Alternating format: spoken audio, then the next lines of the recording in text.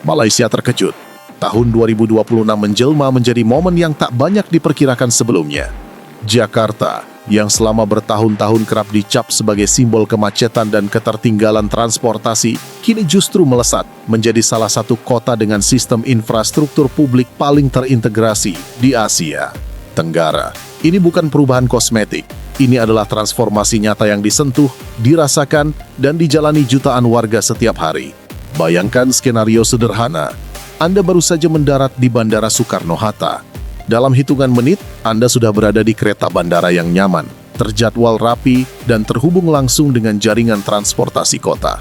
Dari sana, Anda berpindah ke MRT tanpa perlu keluar dari sistem terintegrasi. Kurang dari 1 jam, Anda sudah tiba di pusat Jakarta. Semuanya mengalir mulus, cepat, efisien, dan yang paling mengejutkan, biayanya relatif terjangkau. Sekarang bandingkan dengan pengalaman serupa di Kuala Lumpur. Kota ini memang memiliki infrastruktur yang solid.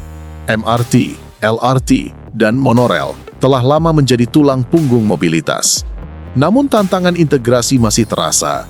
Perpindahan antar moda sering mengharuskan penumpang keluar stasiun, berjalan cukup jauh, bahkan menghadapi cuaca yang tak bersahabat. Sistem pembayaran pun belum sepenuhnya menyatu. Di Jakarta, situasinya berbeda. Tahun 2026 mencatat sedikitnya 7 jalur MRT dan LRT yang beroperasi penuh, pencapaian luar biasa jika mengingat pembangunan modernnya baru dimulai beberapa tahun sebelumnya. MRT Jakarta fase pertama dibuka pada 2019, dilanjutkan fase kedua pada 2024. Dalam waktu relatif singkat, sistem transportasi modern ini mampu mengangkut lebih dari 1 juta penumpang setiap hari. Tarifnya menjadi daya tarik tersendiri. Untuk perjalanan ujung ke ujung MRT, penumpang cukup membayar maksimal sekitar Rp14.000. Jika dikonversikan, angka ini jauh lebih murah dibandingkan perjalanan dengan jarak serupa di Kuala Lumpur.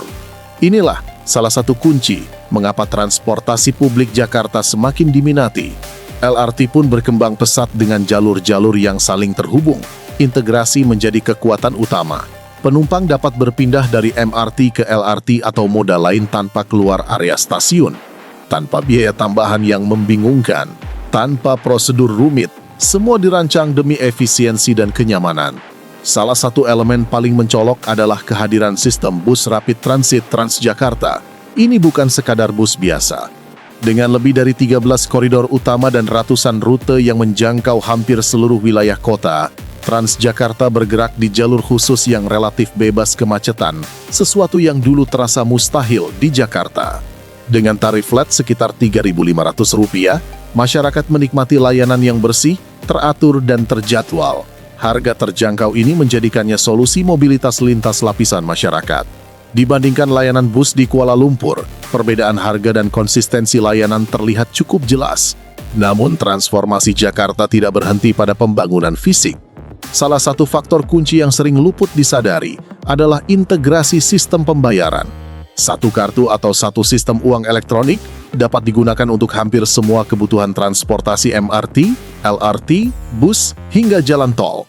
Semuanya berada dalam satu ekosistem sederhana. Sebaliknya, di Kuala Lumpur, pengguna masih berhadapan dengan berbagai sistem berbeda. Satu kartu untuk transportasi publik, sistem lain untuk tol, aplikasi berbeda untuk ride-hailing.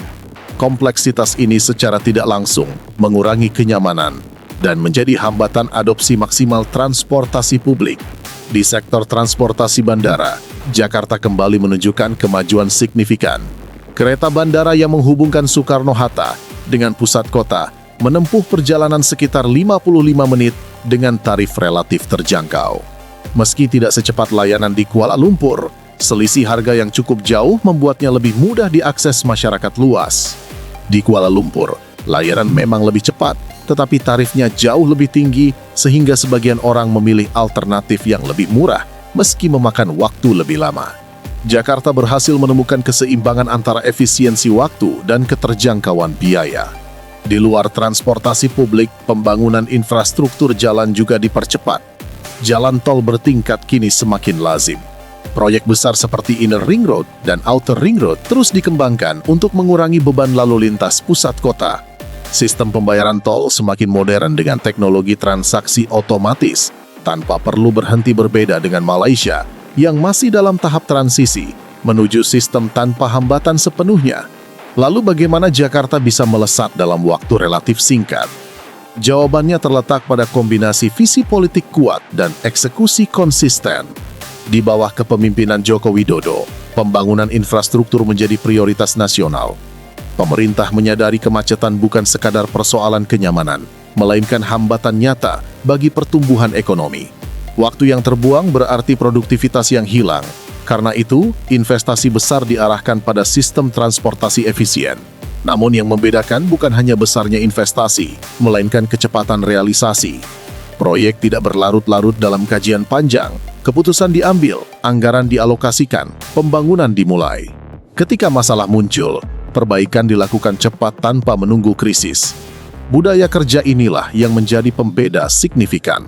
Jakarta juga tidak takut belajar dari kesalahan. Sistem yang belum sempurna diperbaiki bertahap dengan melibatkan masukan masyarakat, menciptakan siklus perbaikan berkelanjutan. Di saat yang sama, konsep Smart City diadopsi agresif. Layanan pemerintah terintegrasi dalam satu aplikasi, mulai dari pembayaran pajak hingga pelaporan masalah lingkungan. Digitalisasi meningkatkan efisiensi sekaligus transparansi.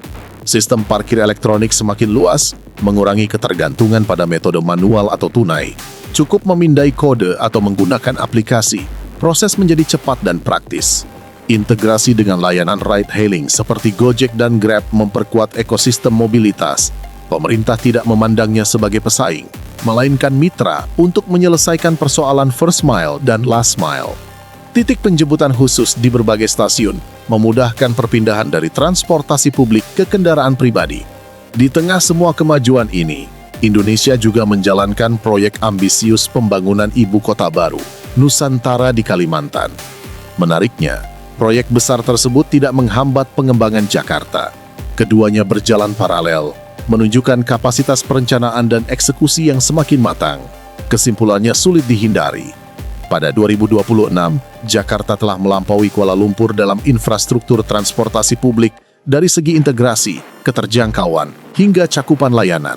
Ini bukan sekadar opini, melainkan perkembangan nyata yang dapat diukur dan dirasakan.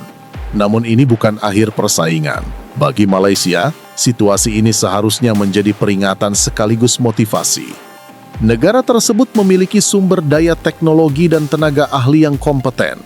Tantangan utamanya adalah mempercepat eksekusi dan menyederhanakan sistem yang ada.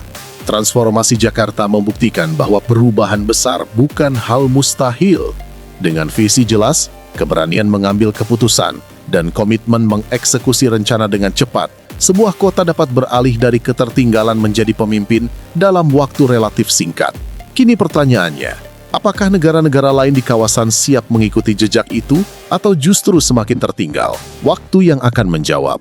Yang pasti, Jakarta telah membuktikan perubahan itu nyata dan dapat dicapai. Bagi masyarakat, ini bukan sekadar angka atau statistik.